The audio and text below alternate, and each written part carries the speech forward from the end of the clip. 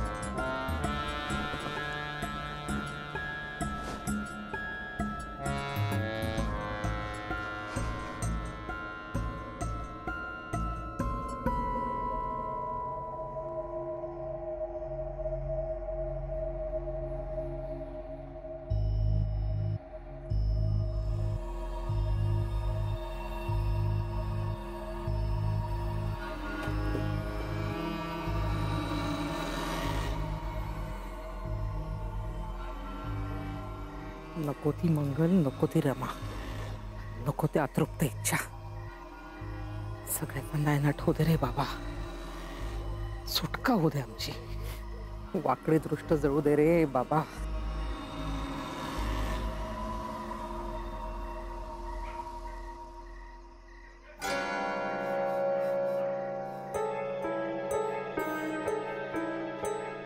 काय झालं?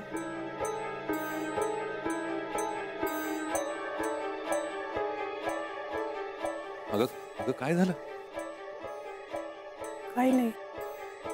अगं पण तू अशी धावत का आलीस? कचऱ्याचा डबा।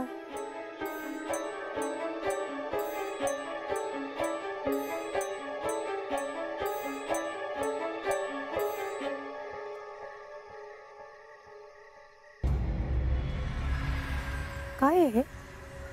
आमच्या बाळाचे, माझ्या आणि मंगलच्या, तिनं स्वतः।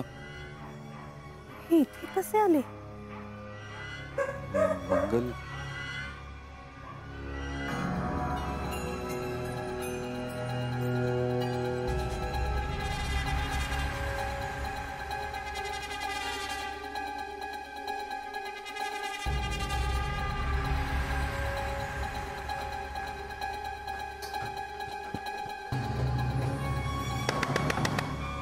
आई,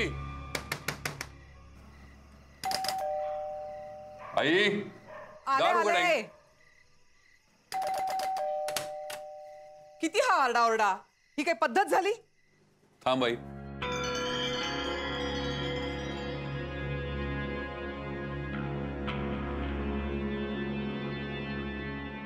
अरे माझ्या कर्मा, काय म्हणावं या मुलाला? अरे कशाला आणलंस हे सगळं परत तू? परत परत म्हणजे तूच कपडे कचऱ्यात फेकलेस? हो, मीच फेकलं। मग मग काय? आई,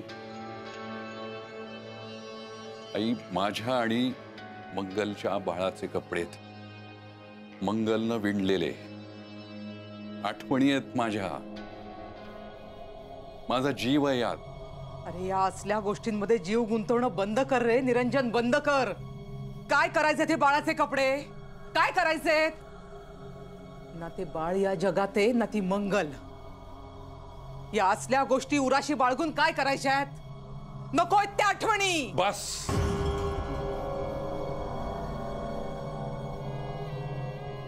बस बस आई, बस।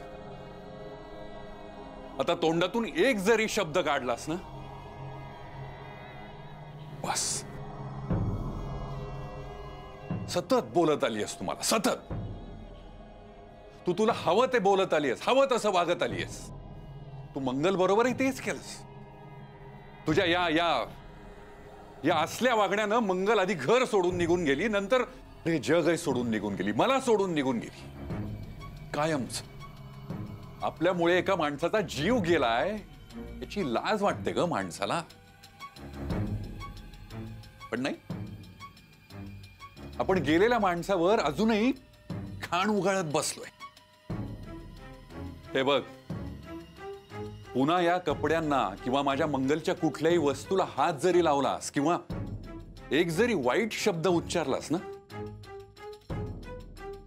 तर मी कायमचा निघून जाईन. कायमचा. बस मग या घरात एकटी. कर तुला वाटेल ते, बोल तुला हवं तसं.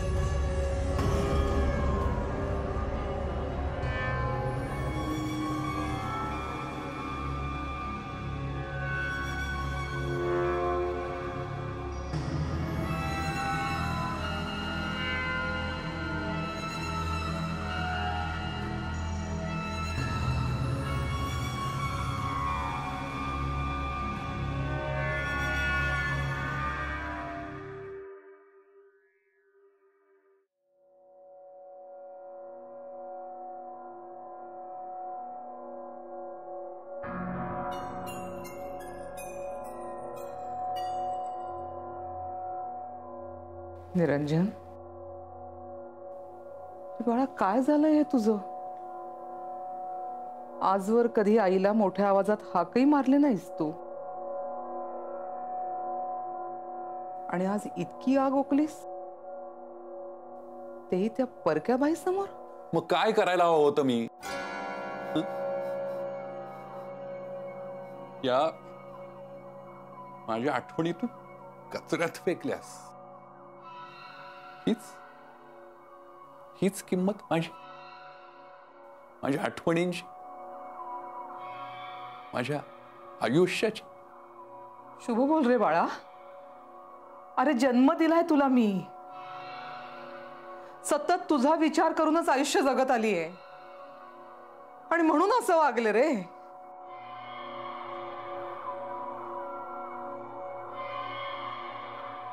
हे बघ,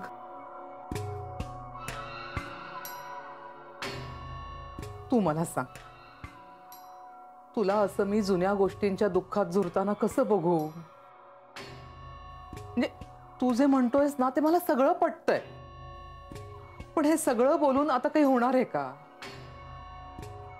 हे बाळाचे कपडे, तो मंगलचा फोटो, हे सगळं असं सतत डोळ्यासमोर ठेवून परत येणार आहे का सगळं?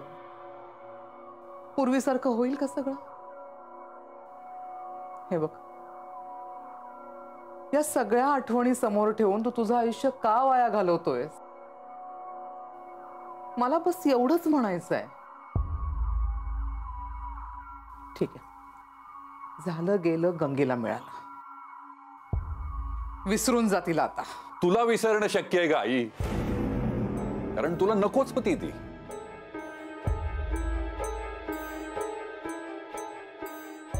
तिथं जाणंच मला अजून पटत नाही. तर मग तिला विसरणं माझ्या मनाला कसं पटेल? मला अजूनही सारखं वाटतं की ती इथेच आहे कुठेतरी, माझ्या जवळ आहे ती, इथेच. इथेच आहे? तुझ्या जवळ? हो, इथेच आहे. मार, हाका मार तिला. हा, तुझ्या हाकेला ओ देईल ना ती? मार मार हाका तिला. इथेच आहे ना ती? मंगल, मंगलबाई, हाका मार तिला रे. मलाही कळू देत ना, कुठे राहते ती आता, कशी आहे ती आता? हा, तुझ्या हाकेला ओ देते ना ती? कमी हाका मारू. मंगल, ए बाई मंगल, अगं ये इथे कुठेतरी. माझ्या लेकाला अजूनही वाटतंय की तू इथेच कुठेतरी आहेस. ये बाई ये, बाहेर ये. हा, कुठं लपलीयस तू? कुठं लपलीयस? या कपाटात आहेस का? हा, कपाटात आहेस? ये बाहेर ये बाहेर ये. हा हा, इथं नाहीयेस? मंगल मंगल, अगं बाहेर ये. हा, अगं मी तुला काही करणार नाहीये. ये बाहेर ये बाहेर ये ना मंगल, ये.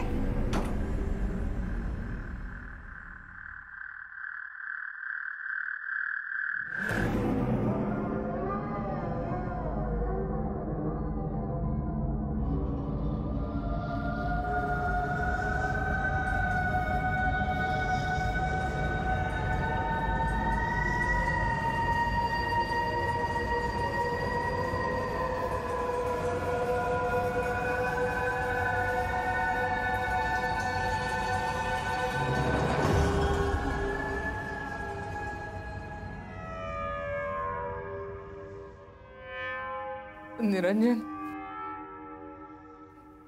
तुला ते कपडे ठेवायचेत ना? ठेव. त्या वस्तू पण ठेवून घे. मी कशालाही हात लावणार नाही. मी.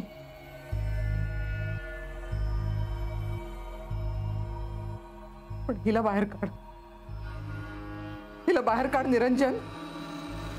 हिला बाहेर काढ. अरे हिच्या पावलाने ना अवदस आली आपल्या घरात. हिला बाहेर काढ.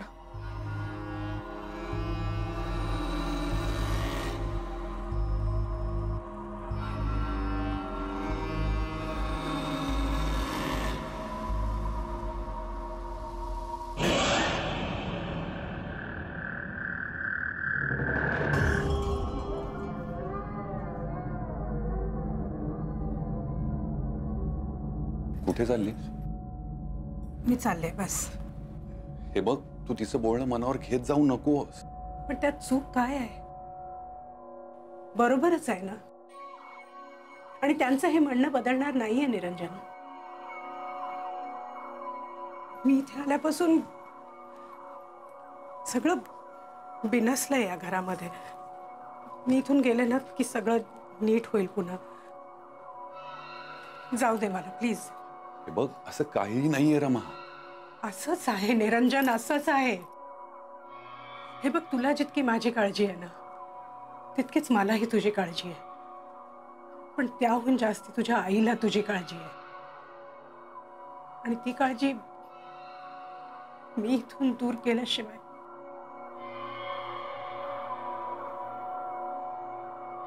पण तू दूर गेलेलं मला चालणार नाहीये रमा. मी वचन दिलंय तुला. मी शेवटपर्यंत तुझी साथ देईन. जग जरी माझ्या विरोधात केलं ना तरी चालेल, पण मी तुला एकटं नाही सोडणार.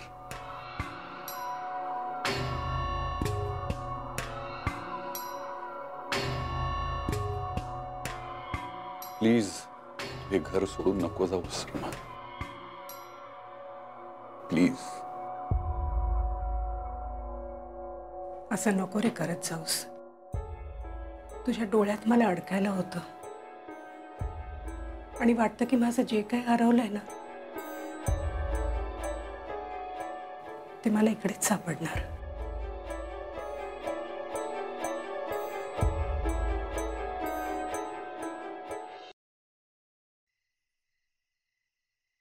मोनू, तो फोन बाजूला ठेव आता. किती वेळ गेम खेळणार आहेस तू? थांब. थांब काय? बघितलं ना काकू, हे असं चालू असतं दिवसभर. जरा ताप कमी झाला नाही आणि मस्ती करायला सुरुवात. अजिबात ऐकत नाही माझं. मी इतकी काळजी करते त्याची, पण त्याला काही वाटत नाही त्याचं. खेळू दे ग, वयच आहे त्याचं. हा सगळा आमच्या दादांच्या अंगाराचा परिणाम आहे. म्हणून असा हसू खेळू लागलाय. रोज लावत जा हा त्याला अंगारा, म्हणजे कुणाची नजर लागायची नाही. खरंय काकू तुमचं. माझ्या मोनूला की नाही नजर लागलीये त्या बयेचीच. नाहीतर काकू माझा मोनू असा अचानक आजारी पडत नाही हो. कुठून आलीये कुणास ठाऊक. शी. हो ना, कुठून आलीये कोण जाणे. पण आता फार दिवस राहणार नाही हे मला माहितीये. म्हणजे निरंजनच्या आईशी बोलणं झालंय माझं. तो म्हणे सोडून येणार आहे तिला कुठेतरी. छे, तो कसला सोडतोय. मंगल नंतर एक बाई आली आहे ना घरी, त्याच्यातच आनंदी आहे तो, अजून काही नाही. नाही ग, साधा आहे आपला निरंजन. पण ती बाई साधी सुधी नाहीये. माझा अनुभव मला सांगतोय की ते इथून सहजासहजी जात नाही. पण का? अतृप्त आत्मा. अतृप्त आत्मा आणि त्यांच्या अतृप्त इच्छा त्यांना त्यांचं मूळ सोडू देत नाहीत. आई, अतृप्त आत्मा म्हणजे भूत ना? फोन दे बरं आधी. रात्र खूप झालीये, झोप लवकर. फालतूचे प्रश्न विचारू नकोस, झोप आता. आई, काय? आई, मी 2 मिनिटात आलो. आता कुठे चाललायस? थांब ना तू 2 मोनू, मिनिटात. झोपायचं रात्री. अरे मोनू, ए मोनू, ऐक, मोनू. बघितलं ना, असा त्रास देत असतो, ऐकत नाही अजिबात.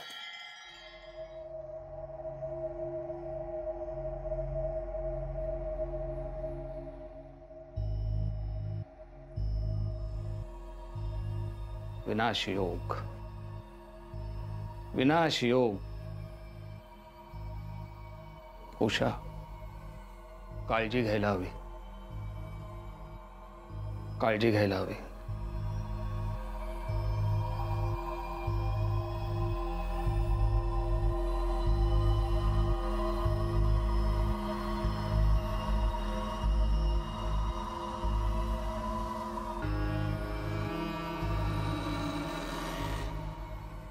मेलेली माणसे परत येतात आपल्या अपुऱ्या इच्छा पूर्ण करायला.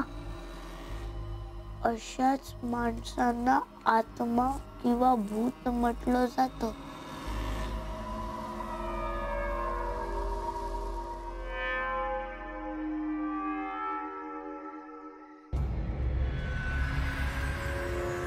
ही माणसे एखाद्या वस्तूमध्ये किंवा एखाद्याच्या शरीरात प्रवेश करून फिरत असतात.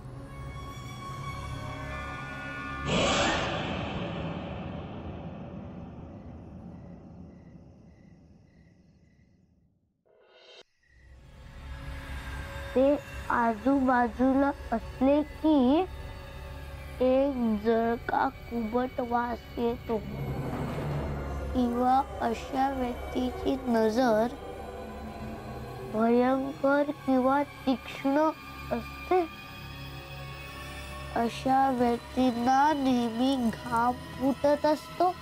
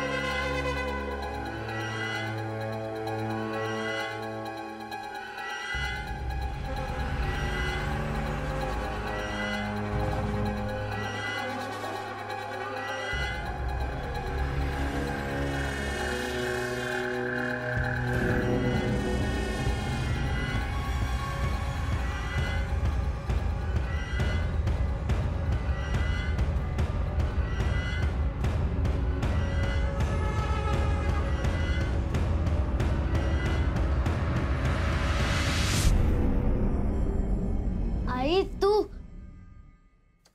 मोनू, काय चाललंय तुझं? काय नाही, लॅपटॉप बघत होतो. जरा ताप कमी झाला आणि मस्ती सुरू ना तुझी. डॉक्टरांनी काय सांगितलं होतं? आराम करायचा आहे. लॅपटॉपवर टाइमपास कसला करतोयस तू? झोपायला चल, खूप उशीर झालाय. होय. हो आहे नाही, लवकर चल. हो.